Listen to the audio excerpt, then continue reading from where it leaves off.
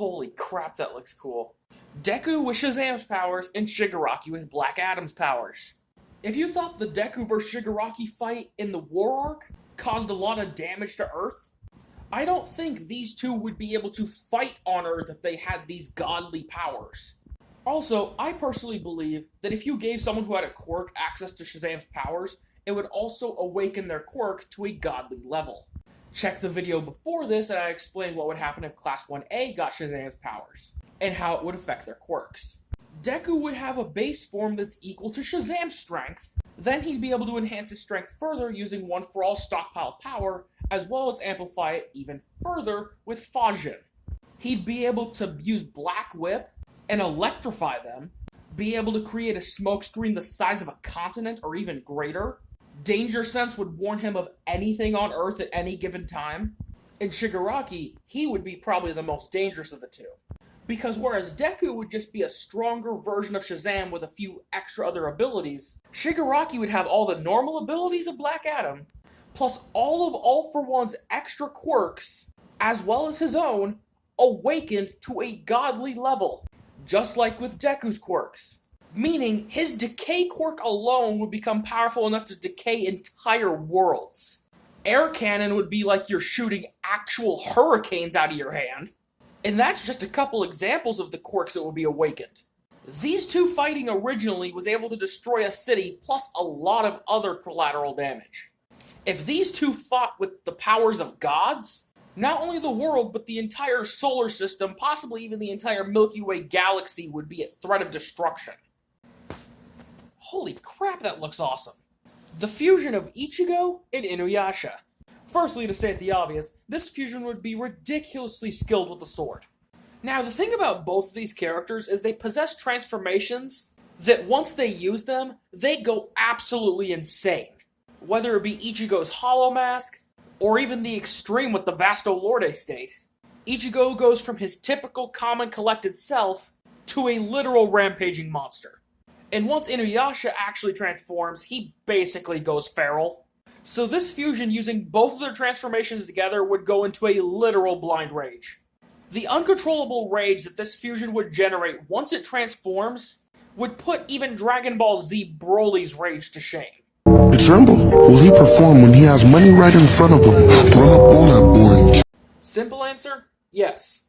And I don't care if that is just Z Broly. Fusing Ichigo with Z Broly is more than enough to beat Goku, even currently in the manga. With Z Broly's ever-growing power that doesn't seem to have a cap, because even Super Broly seemed to have somewhat of a cap, because he didn't seem to be able to close the gap between Gogeta Blue and himself. Meanwhile, Z Broly's power just kept erupting higher and higher. Plus, what makes this fusion actually terrifying is you have the ever-growing power of Z Broly, as well as his monstrous attitude, back behind an actual intelligent mind in Ichigo. Now, he might not be the most intelligent in his verse, but he's at least more intelligent than Broly. Plus, not only does he have Broly's insane physical strength, he'd be just as skilled as a swordsman as Ichigo, he'd be able to stack Legendary Super Saiyan with all of Ichigo's forms and abilities, and imagine a Getsuga Tensho, hopefully I didn't butcher that, combined with Broly's Eraser Cannon. I do not think that current Goku could fight that. Okay, so last night I posted a video about Ultra Instinct Doomsday, and it got the exact reaction I was expecting. Pure terror. So now people are wanting me to explain how he could use it and how powerful he would actually be. Firstly, the difficult portion, how the fuck would he be able to use it? Because as we know, Doomsday is just a one-track mind killing machine. A heartless monster with endless amounts of rage. And my explanation? His evolution. As you know, if you try and kill Doomsday or hurt him, he will either regenerate or revive himself and become immune to what killed him or harmed him in his previous life. So much so that when he fought Darkseid and got hit by the Omega Beams, which have been shown to be able to erase people from existence, he was able to become immune to them to where they basically just bounced off of him. So I don't think it's that far to say that he couldn't evolve a more stable mind to be able to use Ultra Instinct, as well as being able to evolve a stronger body so he could handle the strain of Ultra Instinct. Now for the actual terrifying part. How powerful would he be? As this picture shows, yeah, Superman and Goku are both fucked. And I don't even know why Saitama's back there. He couldn't beat Goku or Superman, so what fucking chance does he have against Ultra Instinct Doomsday? Let me just put it simply. You take Doomsday's adaptive ability, and his base form is strong enough that he regularly beats down Superman, and was actually the first person in comics history to actually kill Superman. So you give him the Mastered Ultra Instinct multiplier, and there would be only two Supermans stronger than him. And that would be Cosmic Armor and Milkman Superman. And they are literally some of the strongest people in all of comics. And in the case of Goku, even Composite Goku would have to give it his all to be able to beat Ultra Instinct Doomsday. And even then, it wouldn't be an ensured victory. And I don't care what you say, there is no version of Saitama that could beat this monstrosity. Okay, who keeps turning these children into gods? Eri with the powers of Shazam. This is easily the most powerful fusion I've covered in this past month. And yes, that includes the Ultra Instinct Doomsday video I made a couple videos ago. The reason why is because, obviously, having all the standard powers of Shazam, but I have a thing that I do where if a character already has a power and then you give them Shazam's powers, it takes their existing power and amplifies it to a godly level. For example, when I gave Class 1A Shazam's powers, or the video where Deku and Shigaraki got Shazam and Black Adam's powers. Their existing quirks were amplified significantly. And in the case of Eri, her quirk would truly become that of a god's. If you don't know what her quirk is, if you don't watch My Hero Academia, anything she touches, she can rewind. And I don't mean rewinding time, I mean she could just rewind you to before you exist. Or rewind your body to before you were injured. Technically healing you, despite it not actually being a healing quirk. So if you take her quirk and amplify it with the powers of Shazam, firstly, she wouldn't even need to touch you for her quirk to activate. She'd probably be able to imbue her lightning with her quirk, and if a bolt of the lightning strikes you, she could choose for either it to hit you, like a bolt of lightning, or affect you the way her quirk would. Meaning you could either take damage from a lightning bolt, or be rewound to a weaker state. And obviously, the more you get hit by this powered-up lightning, the more it will rewind you, until she either chooses for you to be fried with the lightning, or rewound out of existence.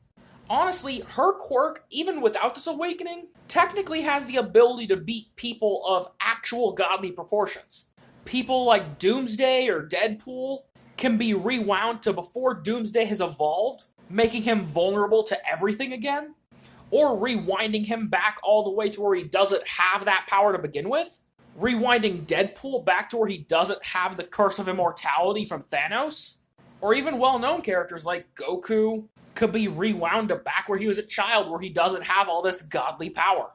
And unlike regular little kid Eri, an Eri Shazam combination would actually be able to follow through with those because she would be strong enough, fast enough, and have enough powers to be able to fight back against them if those opponents ever decide to retaliate. I tried to find some fan art for this, but there was only one, and it was literally just a PNG of All Might that someone edited through Microsoft Paint. Yes, it is as bad as it sounds. Blue Lantern All Might is easily the most powerful combination you could get with a My Hero Academia character and a lantern ring. For those that don't know, the Blue Lantern ring symbolizes hope. All Might was the symbol of peace, and he instilled so much hope in people that simply his existence as a pro-hero, he made the crime rate go down to record lows. And the moment he retired, society basically went to shit. People lost hope in all other pro-heroes, despite there being hundreds, if not a couple thousand pro-heroes still working in Japan. People lost so much hope since All Might was gone that people thought villains were going to take over again now that All Might was gone. And when it comes to how All Might would use the Blue Lantern ring with its constructs, he would probably just put the light constructs around his fists and around his body in general just so he hits harder. And if this was in his heyday, his lantern ring would never run out of energy because basically the entire world had hope in him. Meaning he'd basically have an endless source of energy for his lantern ring. He wouldn't even need one of those portable lantern chargers, because the people of Earth would be his charger. And even if he did pass One for All onto Midoriya, he really wouldn't get that much weaker because the Blue Lantern ring would more than make up for it. This is an interesting combination. Deku with the Speed Force.